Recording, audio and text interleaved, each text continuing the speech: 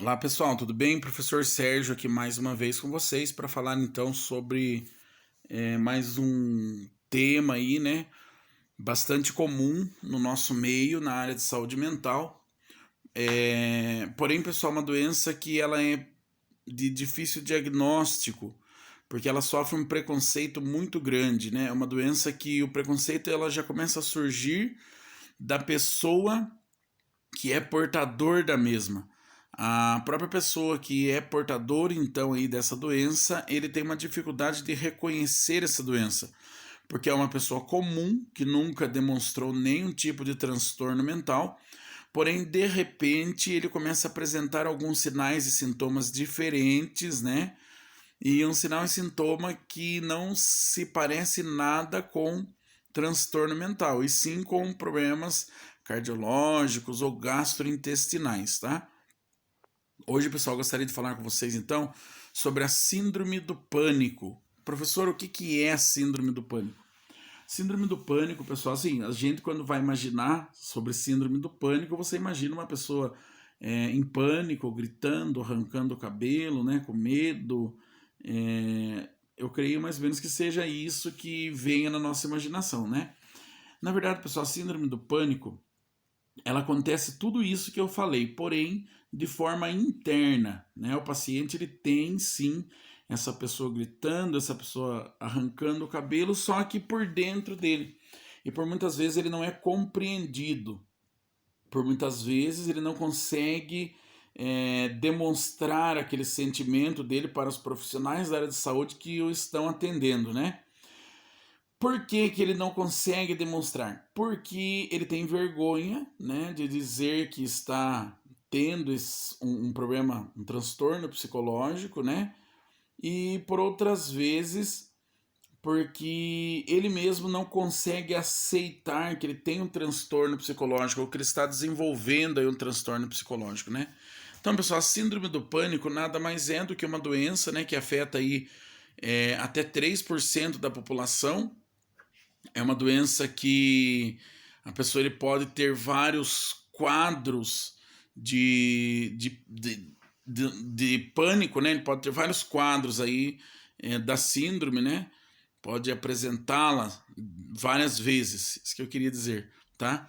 Então, pessoal, a pessoa que tem a síndrome do pânico, ele é aquela pessoa que ele começa primeiro a achar que ele está com algum problema cardiológico, porque ele começa a ter sinais e sintomas de pessoas, né, que estão com algum problema cardiológico mesmo, tá?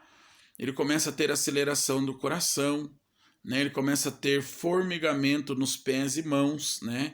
Ele pode apresentar também dores muscular, dor no braço esquerdo, né? Como sinal e sintoma de uma pessoa que está infartando. Ele pode, pessoal, apresentar também hipertensão arterial, porque ele fica tão nervoso com aquela situação que ele acaba apresentando aí picos hipertensivos, né? Essa pessoa, pessoal, ele pode também apresentar alguns desarranjos gastrointestinais, né? Ele pode, assim, pessoal, sentir dores abdominais e pode também ter aí, como que eles dizem, acabei de comer e deu diarreia, em mim eles falam assim, tá? Então eles podem ter esses desarranjos aí gastrointestinais, né? Tudo voltado à síndrome do pânico, tá? E a pessoa, o que que acontece? Ele acha primeiro que ele está tendo algum problema cardiológico, ele começa a passar em médicos clínico geral, até o médico encaminhá-lo para o cardiologista, né? Daí vai lá, faz uma bateria de exames no cardiologista e dá que não tem problema nenhum. Então ele fica feliz, volta para casa, vai passando o tempo, de repente ele sente de novo, né? O coração acelerado, ele começa a ter sudorese, né? Começa a ter dores no braço e ele já imagina que está infartando, né? Ou que mesmo que está morrendo, ele já fica desesperado, né? Ele precisa então de um auxílio, precisa que alguém o leve para o hospital ou para um pronto atendimento aí. Chega lá no pronto atendimento, o médico faz avaliação, consulta, né? Passa para a equipe de enfermagem e depois vai ver esse paciente ele não tem nada, né?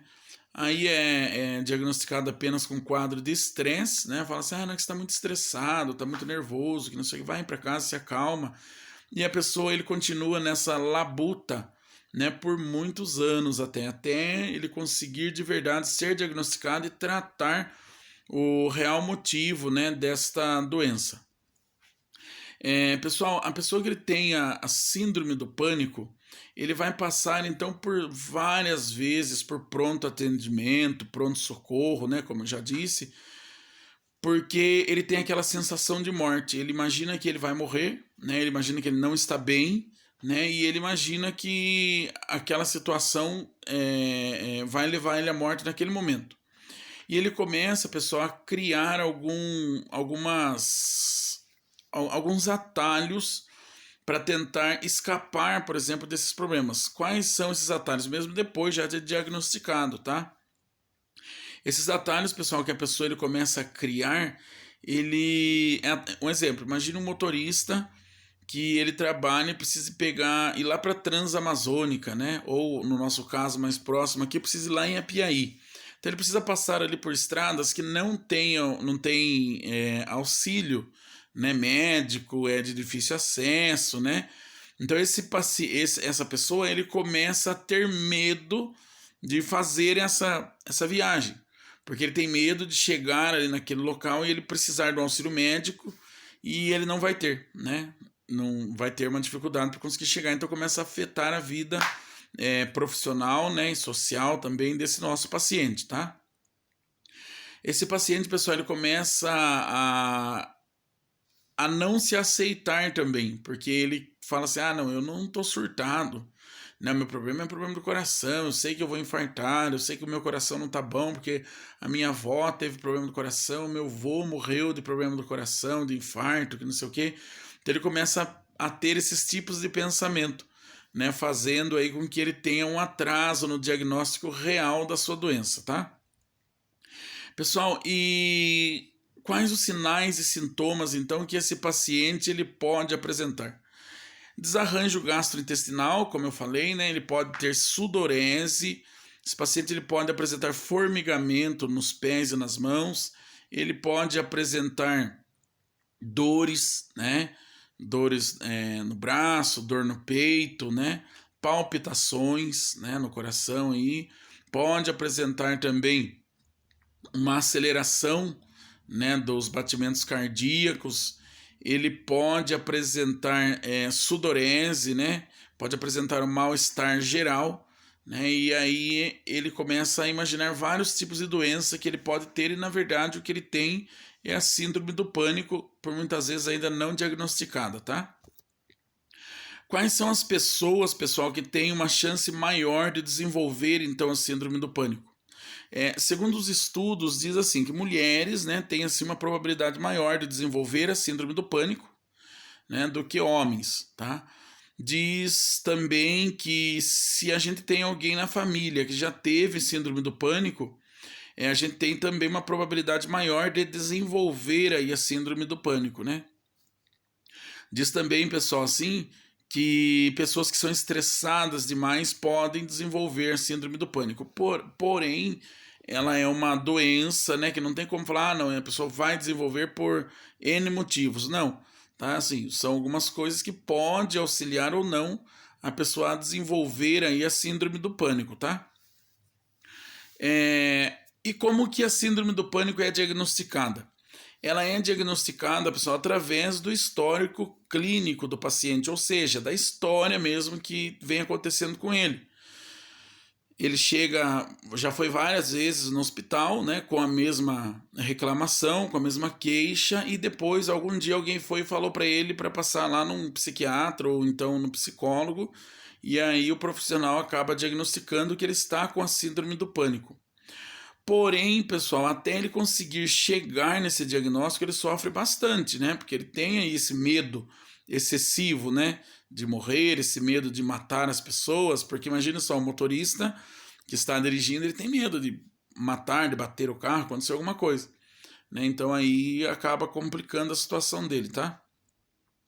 E esse profissional, ele vai fechar o diagnóstico e inicia o tratamento aí dessa pessoa, tá? Porém, existe uma dificuldade então de fechar esse diagnóstico, porque infelizmente hoje em dia os profissionais eles têm olhado o paciente não como um todo, mas eles têm tratado apenas a doença de base que chega ali, o cara chegou com palpitação no coração, vamos ver se ele está infartando, faz o eletro, e dor no braço, faz o eletro lá, sim, a pessoa ele pode também ter, pessoal, dispneia, tá bom?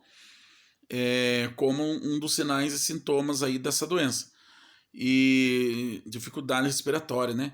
Ele chega lá, pessoal, e o profissional da área de saúde ele devia de ter essa noção, olhar lá o histórico clínico do paciente, o paciente que já passou 3, 4 vezes, né, com a mesma queixa e não fecha diagnóstico nenhum.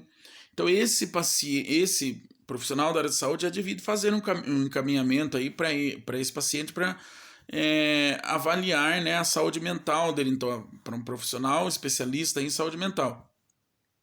Porém, como eu disse, nós temos que olhar o paciente como um todo, né? Qualquer profissional da área de saúde. Nós temos que olhar o paciente com a doença que ele está tendo hoje, né? Com a doença que ele teve no passado e com as possíveis doenças que ele pode apresentar no futuro, né? Então, assim, a gente tem que trabalhar essa parte aí.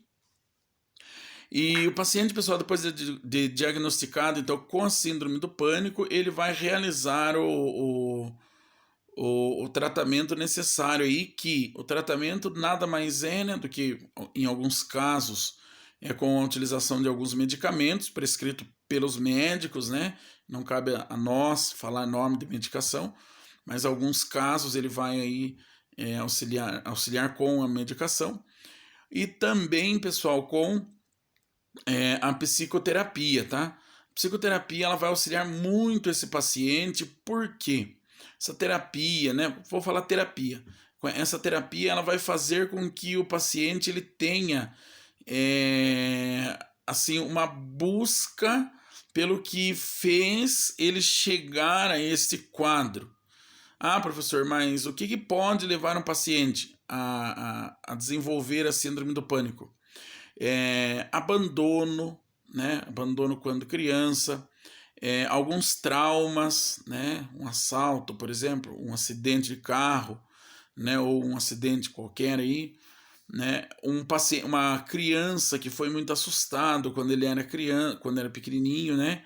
Uma criança que isso que a gente tem que tomar cuidado, porque às vezes a gente tem algumas brincadeiras, a criança ele tem medo de ficar no escuro, a pessoa acaba apagando a luz para fazer com que a criança fique no escuro. Né? A criança tem medo, por exemplo, de ficar aí em locais fechados, alguém vai lá e tranca a criança dentro do guarda-roupa brincando, né? Então, assim, tem que tomar cuidado com esses tipos de brincadeira que no futuro pode ser uma chave aí que faça com que essa criança desenvolva a síndrome do pânico, tá? Também, pessoal, a síndrome do pânico pode ser desenvolvida através de uma criança que se perdeu. Imagina se a criança vai na praia ou vai na festa da cidade, tem muita gente que ele acaba se perdendo. O medo dele é tão grande, tão intenso, que ele acaba no futuro podendo desenvolver então a síndrome do pânico, tá? As pessoas que desenvolvem, pessoal, a síndrome do pânico são pessoas que têm aí na sua vida, né, um medo maior, ou seja, uma sensibilidade maior por medo, né? Então ele pode acabar aí desenvolvendo então, a síndrome do pânico, tá? Pessoal, aproveitar, já vou fazer 2 perguntinhas aqui no meio, porque essa aula nossa hoje é para a aula de ontem, dia 17, e de hoje, dia 18, tá bom? Vou fazer 2 perguntas no meio aqui, tá? Então, pessoal, a primeira questão, o que é síndrome do pânico? E questão número 2, quais os sinais e sintomas da síndrome do pânico, tá? Aí, continuando, pessoal, tá? A síndrome do pânico, ela, depois de diagnosticada, né, como eu já falei, o paciente ele vai buscar, então, descobrir, né, através da psicoterapia aí, descobrir o que levou ele, né, a ter essa doença. E também a começar a enfrentar os seus próprios medos, tá? Não forçado. Não porque alguém falou que ele tem que enfrentar, né? Mas, assim, ele precisa buscar internamente, né, a resolução para os seus medos, né? Imagine só uma pessoa que tem medo de avião, de andar de avião, ou então de andar de elevador. ou de entrar dentro de um quarto escuro, ou de ficar no meio de pessoas, ou tem medo de ficar num lugar muito fechado ou num local muito aberto. Essas pessoas eles devem buscar aí por si, com auxílio de profissionais treinados, né? Precisa buscar aí o auxílio para enfrentar esses medos, né? Dentro, pessoal, da síndrome do pânico, ele começa a aparecer um outro probleminha, tá? Chamado agorafobia, tá? Essa agorafobia, pessoal, nada mais é do que uma doença também, né? Uma condição também que faz com que esse paciente ele comece a fugir daquilo que pode levá-lo a ter surtos de síndrome do pânico. Imagine só que o paciente ele imagina que dentro do elevador ele pode ter uma síndrome do pânico. Ele não anda de elevador. Imagine só que esse paciente ele imagine que dentro do avião ele pode ter uma síndrome do pânico. Ele não anda de avião.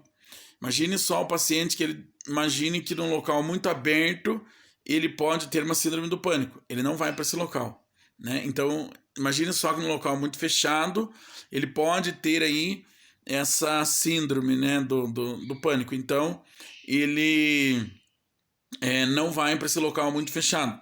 Ele começa a fugir dessas situações, ao invés de enfrentá-las, ele começa a fugir. E aí é a hora que começa a complicar ainda mais a situação dele. Então essa aí é a agorafobia, tá? Agorafobia mesmo, tá? Ou, para falar assim, para vocês entenderem, escreve agorafobia, todo junto, tá bom?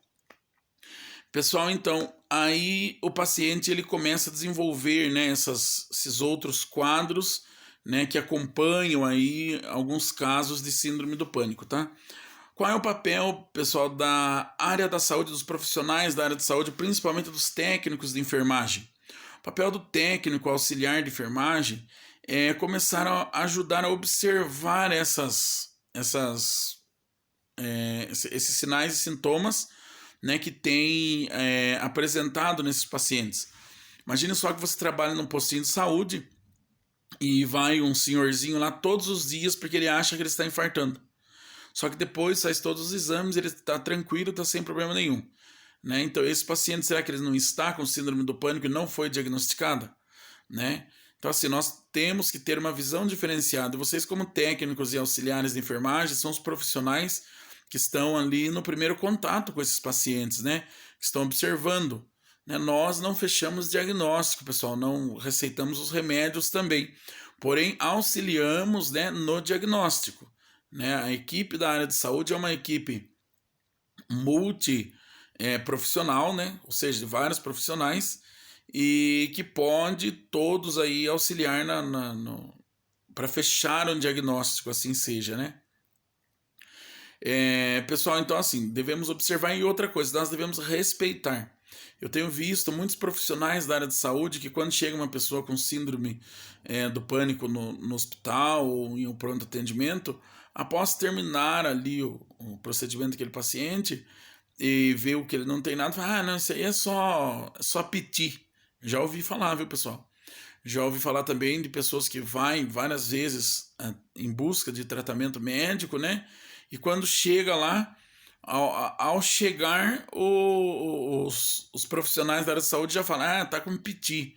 Ah, viu a mulher do piti lá, que não sei o quê? Então tem que tomar cuidado, o pessoal tá com comentários errados, tá? E com julgamentos preconceituosos, né? Com pessoas que têm doenças diagnosticadas ou não, né? Ou que tenham transtornos mentais diagnosticados ou não, nós temos que ter cuidado. Temos que ter todos o respeito com essas pessoas, tá? Pessoal, creio que a nossa aula de hoje, então, seja isso, né? Vocês entenderam um pouquinho sobre o que é a agorafobia, né? Que é o medo de ficar trancado e evitar ficar nesses locais, né? Ou local aberto ou local fechado, né? O medo de enfrentar aquilo que pode causar, então, um surto de síndrome do pânico, tá? A gente falou um pouquinho também sobre a síndrome do pânico, qual que é o tratamento, que pode ser medicamentoso ou então com terapias. Existe também, pessoal, terapias por telefone, viu? Que auxilia muito. Alguns pacientes ele pode responder rápido ao tratamento, outros demoram um pouco mais, tá? E o papel da área da enfermagem é auxiliar então no diagnóstico e também auxiliar na aderência ao tratamento, né? Porque às vezes o paciente ele apresenta ali uma melhora, ele já quer parar o tratamento. Então nós, profissionais da área de saúde, né? Profissionais técnicos, auxiliares, enfermeiros aí, nós temos que auxiliar esse paciente então a permanecer firme no seu tratamento, né? Até o final, até que ele possa buscar aí uma cura satisfatória para sua doença.